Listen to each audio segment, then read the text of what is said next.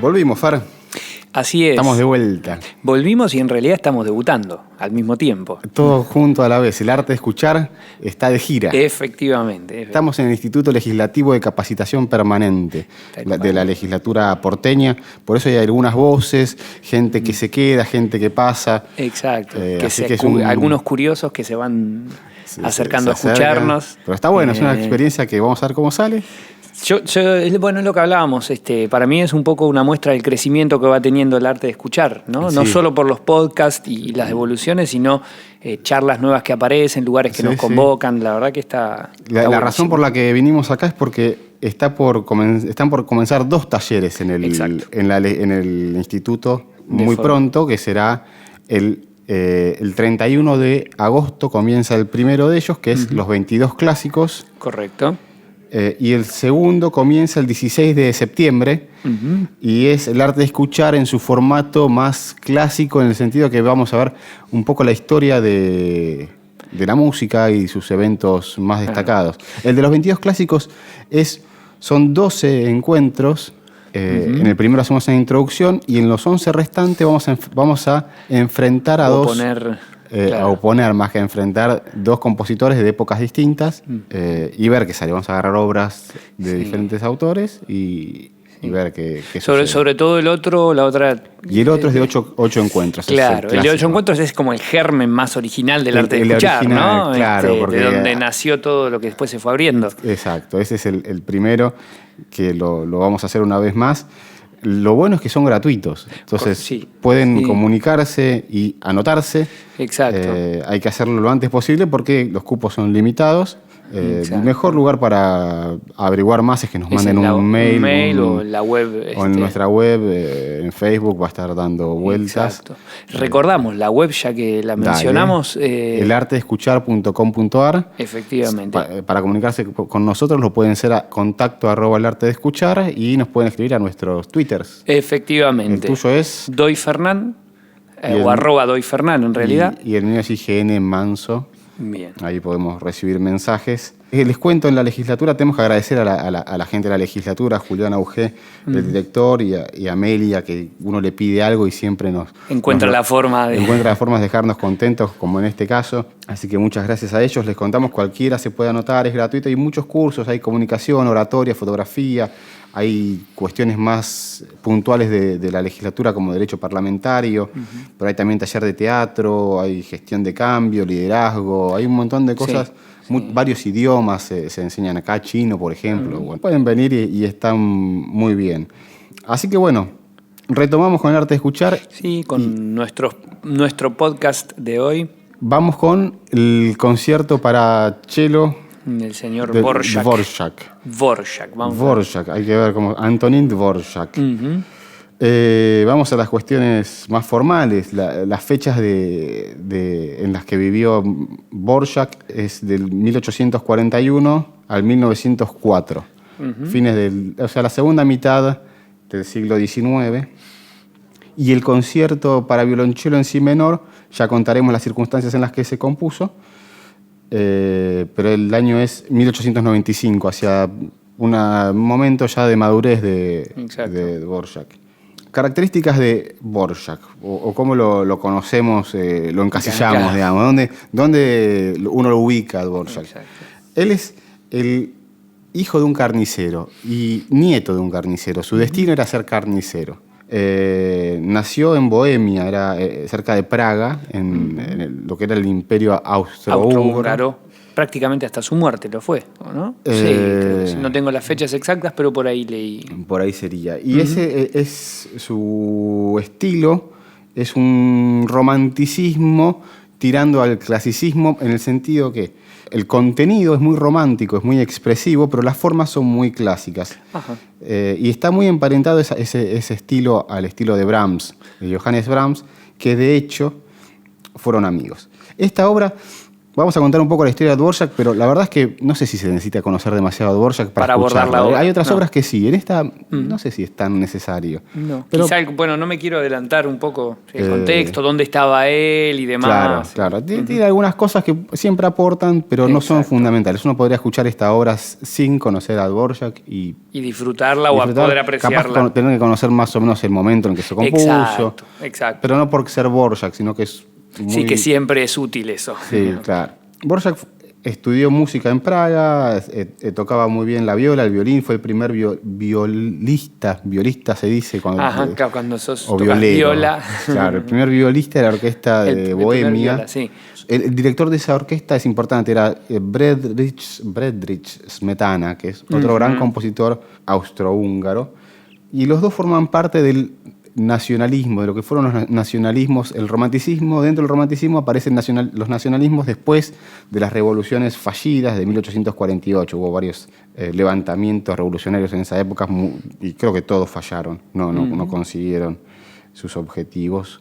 Y los dos, Smetana y Dvorak, son los músicos nacionales de la República Checa, lo que hoy es la República Checa, o Bohemia. Tocó durante varios años en la Orquesta Sinfónica y en el año 71 deja la orquesta y se va a dedicar a la composición. Él, en el 71 tenía 30 años.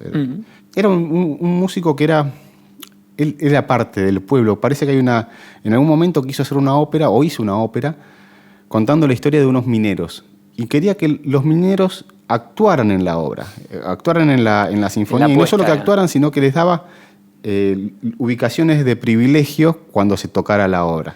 Eso es una de sus características.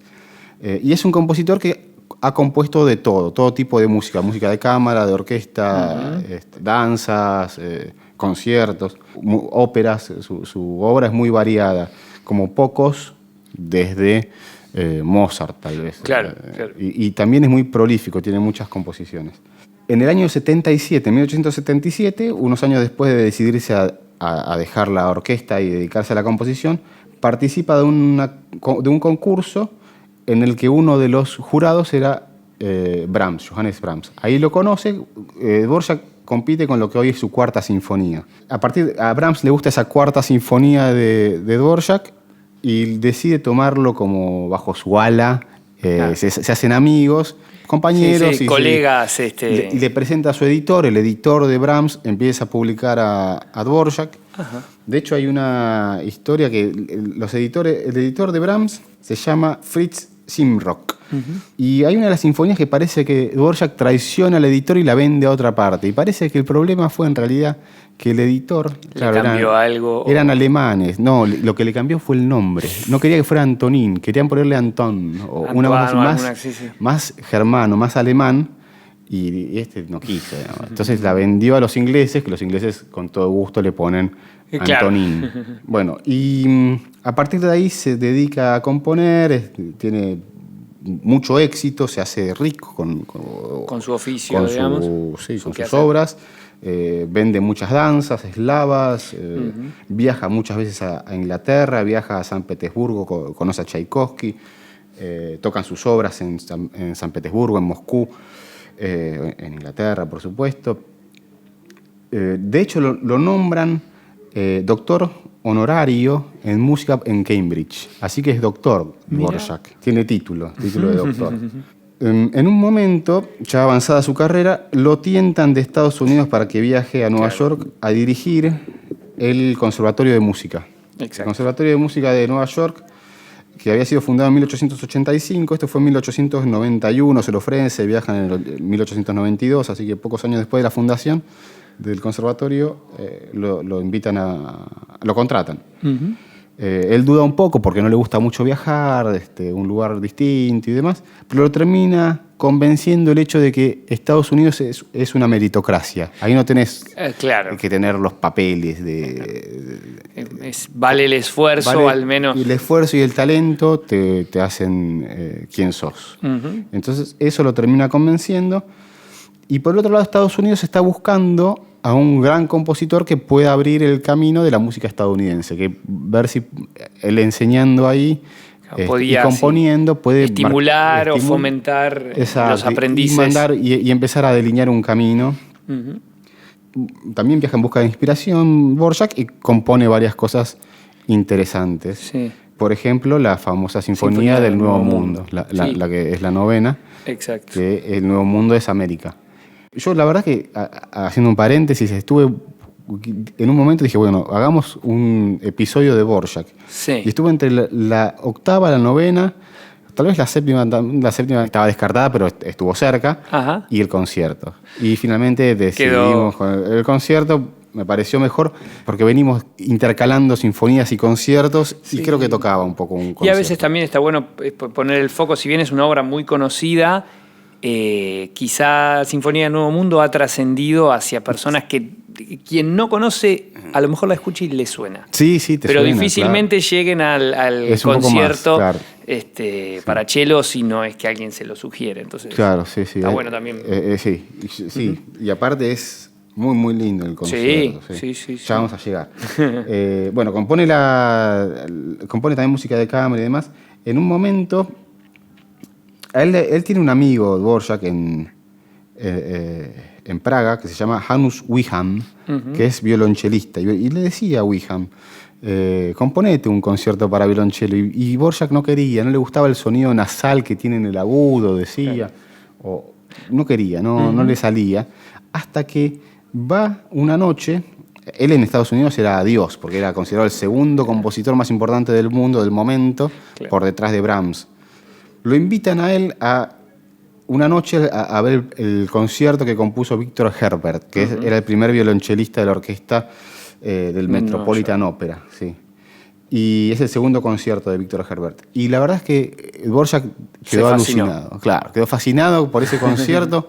No sabía que el violonchelo no sonaba. Que tenía esa capacidad. Esa capacidad, no era nasal como él creía. La orquesta era mucho más grande de lo que él pensaba o lo que él usaba y le encantó que fuera tan grande. Y dijo, si yo quiero hacer una obra como la que hizo él. Dijo. Y aparte tengo un violonchelista allá en Praga que la toca. Así que voy a componer eso. Y así es como arrancó su inspiración para componer el concierto. Bien. El concierto lo termina estando en Nueva York y viaja a Praga. En Praga, ya vamos a ver qué es lo que pasa, pero decide quitar los últimos 4 compases y agrega una coda más larga de lo que estaba, así que lo completa estando en Praga. Ahora vamos a entrar en detalle de qué es lo que pasa en cada uno de esos lugares.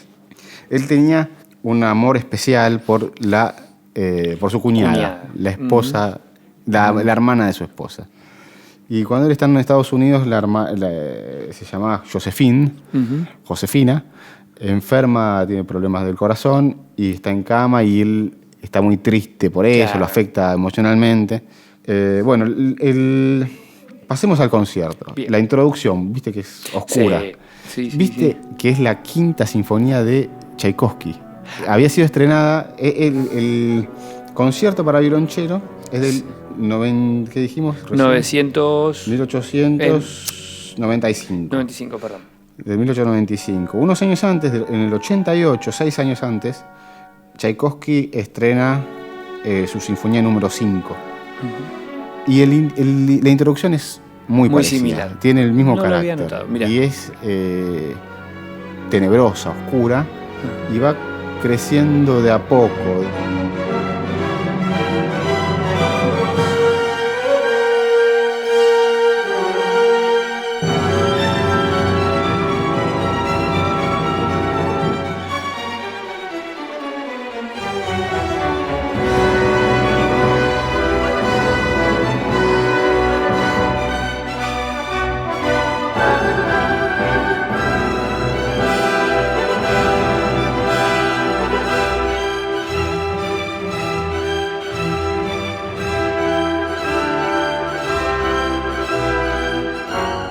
Primero es como oscura, tímida, son metáforas, horrible de hablar de metáforas, pero bueno. lo mejor es escucharlo, como desde luego. Pero ese clima se percibe. Va creciendo y se vuelve más triunfal, más marcial, si se quiere. Sí. Es como que tiene 3 etapas de crecimiento, una más solemne, una más tranquila que empieza a crecer y después más grandiosa. Esas son como las 3 etapas del inicio, y ese es el primer tema. El primer movimiento está estructurado en base a la sonata de doble exposición, que es la que se usa en los conciertos, que es una forma que viene del 1760. Pongámosle, ella es vieja para mí. Era un poco en línea con lo que decías al principio, ¿no? Claro. Esto de la forma lo liga al clasicismo, digamos. En gran medida sí. Ese es su mayor ligazón al clasicismo, es ese, pero tiene una expresividad que es mucho más romántica, mucho más expresiva, claro. más fuerte. Tiene mucho contraste la música, tiene la música de Dvorak, o en este concierto puntualmente, donde hay el contraste de cosas muy distintas, emparentadas, y un mismo motivo tiene características distintas en diferentes momentos. ¿Te acordás que, bueno, sí, obvio que te acordás, pero recordamos, los conciertos siempre están pensados para contrastar al solista con la orquesta, que es una metáfora del individuo y el universo y el cosmos y toda la poesía que uno quiera. Uno se identifica con el cello. En este caso el cello es la voz, dentro de las cuerdas es la voz del hombre, del héroe siempre. ¿Cómo entra el violonchelo ante ese panorama oscuro? Entra como exultante, como que a mí no me importa, acá estoy yo y la vida es linda y no importa que pongas eso, me pongas algo oscuro porque estoy para pasarla bien, ¿no? Sí. Se escucha claramente. Y se impone. Se impone. Y parecería como que el universo, o sea, la orquesta le dice, ¿qué te pasa? Yo venía en otro estado. Claro, vas a tener que ubicarte. Sí. Y eso es lo maravilloso que yo escucho en la obra, es como la orquesta en un principio ubica a este cello que está desaforado, y después el cello muy de a poco hacia el final va consiguiendo cambiar a la orquesta. Pero en un principio el cello quiere imponer su buen humor, pongámosle. Habría que pensar si esa sensación nos surge del modo en el que él se convence finalmente de hacer el concierto. Esto que contábamos de que escuchó ese concierto para cello en Nueva York y la fascinación que le habrá despertado el instrumento. Sí, puede ser. Quizá lo haya llevado a... Bueno, cuando empiece mi concierto el cello va a entrar. Va a entrar así. Sí, después apenas entra también va oscilando entre el mayor y el menor, pero es como si estuviera bailando. Es una cosa... Sí. O sea, lo que hizo el cello es tomar el tema que presentó la orquesta, porque en definitiva es el mismo tema, y lo versiona. De alguna manera es como una versión que él hace, y la versión es mucho más alegre que la que presenta la orquesta. Después de eso viene un segundo tema que es mucho más melódico, mucho más lírico. Exacto. Que también va a tener muchas transformaciones, pero el hilo es la primera melodía, esa primera que recién me contabas vos.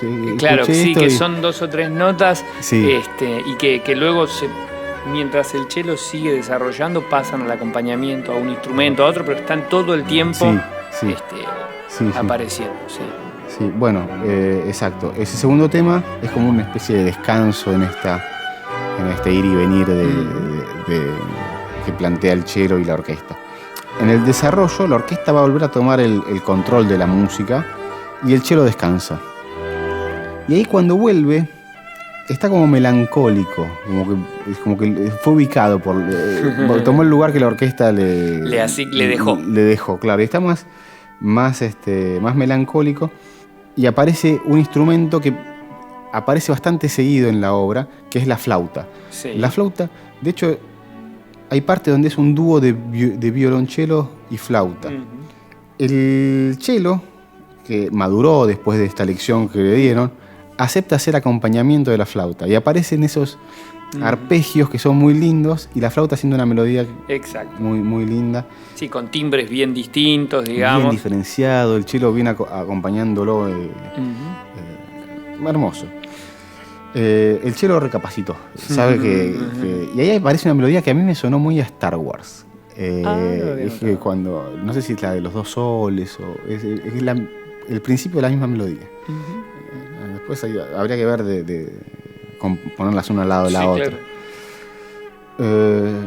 Y ahí aparece un diálogo entre la flauta y el cello donde la flauta parece estar volando alrededor del cello. El cello sigue su melodía y la flauta acompaña, pero acompaña de una forma... Como un revoloteo, sí, casi. Y parece ser que la flauta representa al ruiseñor. Y el ruiseñor es el último sonido que escuchas antes de la muerte, según alguna fábula o una cosa así. Sería, es música, es una metáfora, pero si querés, es el cello percibiendo su mortalidad, su condición de mortal. Es el hombre, el individuo, percibiendo su condición de mortal. Entonces ya está más maduro, está como más tranquilo que al principio, que era un jovencito. Claro, sí, brioso, intempestivo. Claro. Es como cuando, a mí, viste, cuando voy a andar en bici, yo ando bastante en bici, y arrancás con todo y después llega un momento así. El viento te... Claro, y te quedas sin aire y eso es lo que pasó. Yo lo relacionaba con eso. Es interesante, sí, como el recorrido... Siempre en línea con esto que decimos, ¿no? El individuo del universo y bueno, lo que surge de esa puja. Sí, que vas con todo y te das con la cabeza contra la pared y bueno, tenés que empezar de nuevo, tenés que empezar de a poquito.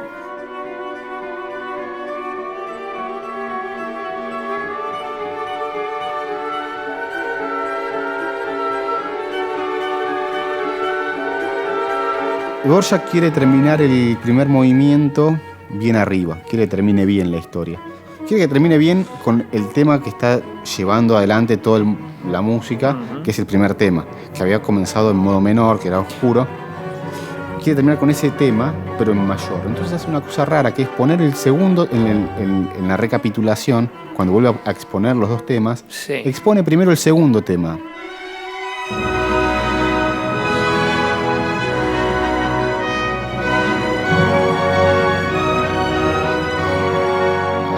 Altera el orden. Altera el orden, pone primero el más lírico y después sí termina grandioso y triunfal con el segundo tema. Tiene sensación de haber triunfado. Es el cello el que convierte lo oscuro en algo luminoso, pese a esos golpes que recibió.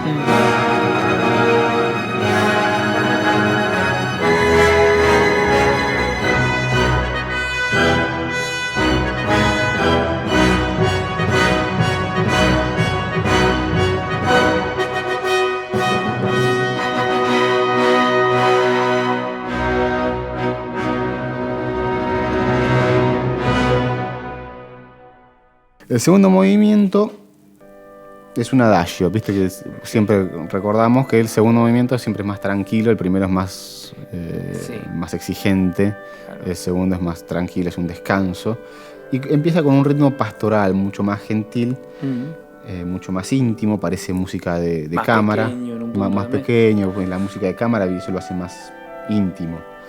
De pronto hay una parte B que es una especie de explosión emotiva, y acá es donde aparece el recuerdo o la referencia a Josefina, su cuñada. En manos de esa canción, o sea, desatonada que decíamos. Primero aparece ese gesto emotivo, oscuro, fuerte, y después aparece una melodía muy hermosa que la escuchás, no podés no escucharla. De pronto se hace con un hueco y aparece esa melodía, que es la melodía de esta canción que se llama Déjame solo, déjame con mis sueños. Y es la melodía que le gustaba a Josefina. Bien.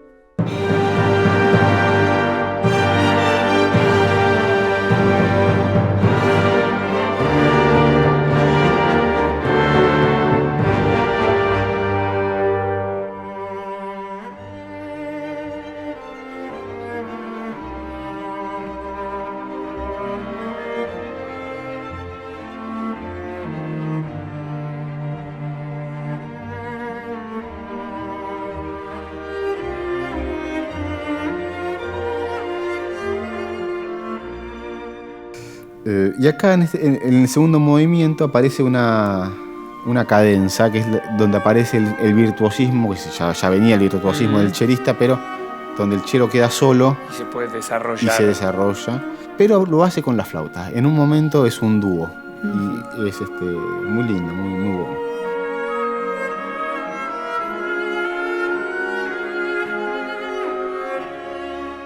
Pasamos al tercer movimiento. Esto es un rondó. Entonces va a presentar un tema y lo va a contrastar un par de veces el tema, una marcha, una especie de marcha eslava. Le va a contrastar, es un poco oscura esa seria, esa marcha, y lo va a contrastar con 2 episodios que le van a dar algo mucho más brillante, mucho más... más redentor. Sí, exacto, esa es una buena palabra. Y van a terminar convirtiendo esa marcha con la que empezó oscura mucho más redentora, mucho más... Que es en línea con la sensación argumental que venimos planteando, ¿no? Que vos planteabas, ¿no? Esto de, bueno... Este recorrido. Exactamente. Sí, tiene eso. Y pude encontrar el final original.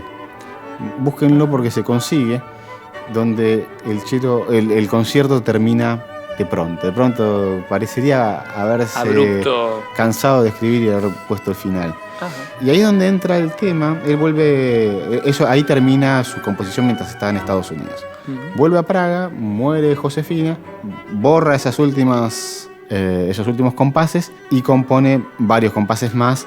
Ahí el tema es si esos, no sé, serán 3-4 minutos de música, son Josefina, su dolor ante la muerte de Josefina, o tal vez sea que Dvorak sabía que estaba componiendo una de sus obras maestras, se dio cuenta que el final no estaba muy bueno y que merecía un final mejor y que no estaba inspirado, y que apareció una inspiración después de la muerte de Josefina. Y es como que la muerte, ese hecho extra musical, lo inspira en hacer algo, pero no es la muerte de Josefina ni lo que sí es lo que lo movilizó. Lo movilizó, me parece, más que estar expresando le dio el dolor. La energía para hacer eso, claro, más que el qué hacer. Sí, y lo que escuché, no sé si llegaste a prestar atención a esa última parte, a sentir, a ver qué sentiste, pero es como un momento de lo que vos dijiste antes, de redención y de paz, de aceptación del destino. Del destino, claro. Y una aceptación, termina tranquilo, es como que se entrega a lo que viene. Claro. Y termina como un concierto un poco fuerte la última parte, pero es un fragmento cortito la parte más, el final más de show, digamos, donde suena toda la orquesta. Pero tiene un final como entregado a lo que venga. La obra se la dedicó a su amigo chelista, Hanus Wilhelm. Pero no la pudo tocar. Hanus Wilhelm fue estrenado en Inglaterra al año siguiente, en 1896, cuando Dvorak, esto es curioso, cuando Dvorak le manda la obra a su editor, Wilhelm, el chelista, le manda le avisa a Dvorak, le dice, che, ¿sabés qué? El final no me gustó mucho. Ya tenía la cadencia, la nueva, la versión... La que quedó, digamos. Sí, el homenaje a Josefina. No me gustó mucho, no está muy logrado. Así que me tomé la libertad de mandarle una cadencia para esa parte y ya está arreglado. No conocía. Y se volvió loco. Me imagino. Es el homenaje a Josefina, que no es la muerte de Josefina en música, pero es su homenaje a Josefina. Claro. Y es el final que él consideró... Rehizo y consideró inspirador y que cerraba la obra. Y mandó una nota al editor que ningún cambio podía ser aceptado, ni siquiera del dedicado, de Wilhelm, y que cualquier cosa él vería que hacía, pero que no permitía ningún cambio y demás. Así que tuvieron un momento difícil, pero después Dvorak lo perdonó. Hay gente que se mete donde no la mandan. Claro. Hay que corregir a Dvorak, ¿eh? Sí, hay que... Sí. Por más que te haya dedicado vos la pieza. Sí, así que sí, terrible. Así que bueno, esa es la obra. Esa a mí me parece una de las obras más lindas que hay. Cuando lo escuchaba en estos días, trataba de hacer memoria, no... Hay sin dudas, pero no he escuchado tanto concierto para cello. ¿Viste? Y es interesante, el cello es un instrumento bellísimo. Sí. Y esta es una pieza bellísima. Sí. Hay otros conciertos para cello, está el de Shostakovich. Tiene 2 Shostakovich, que están buenísimos. Pero este es... Tiene como un lirismo también, por momentos. Es hermoso. Hay que darle tiempo y está buenísimo. Hay un último tema que me anoté para cerrar, y es el tema de los nacionalismos. Era una época donde los nacionalistas recurrían mucho a los temas folclóricos. Entonces citaban mucho, y se sigue haciendo eso, se sigue citando. Y en la música clásica o música académica, digámosle, en todas las épocas, se cita mucho y se hacen variaciones sobre esas citas y se recurre a tanto música académica como al folclore. Smetana, su antecesor, su colega nacionalista checo, recurre a la música, a los folclores, pero él no. Dvořák no. Entonces, en alguna época aparecían, hay libros todavía que dicen que Dvořák no es un nacionalista auténtico, claro, por no usar esos temas. Sin embargo, muchas de las melodías son muy eslavas, muy bohemias. Claro. Muy checas. Sí. Pero en su nacionalismo, él era capaz de componer las melodías checas. Si él no podía, claro. ¿Quién iba a poder? Sí, no, pero está claro. Hay libros donde dicen no es un nacionalista auténtico. Sin embargo, es muy nacionalista, suena muy nacional. No sé, no fui a Checoslovaquia. No, pero la referencia musical que uno tiene, o bueno, comparado con Smetana mismo, tampoco es. Claro. Y más allá de eso, la idea de tener que copiar para ser nacional, esa es la idea errónea en todo caso. Claro. Él es checo y lo que componga es checo, posiblemente. Él busca eso y lo consigue. Y bueno, es un debate que quedó un poco viejo, pero me parece que vale la pena hacer referencia porque sigue dando vueltas por ahí. Así que, bueno, acá terminamos nuestro primer episodio. Claro, se ha quedado la gente, los asistentes que se habían acercado a chusmear y sonríen. se han quedado, así que bueno. Perfecto. Bueno, gracias. Esto fue El Arte de Escuchar. Podés encontrar más contenidos en elartedescuchar.com.ar. Fue producido por Frensil. Visítanos en frensil.com. También estamos en iTunes, podés suscribirte y dejarnos allí tus comentarios.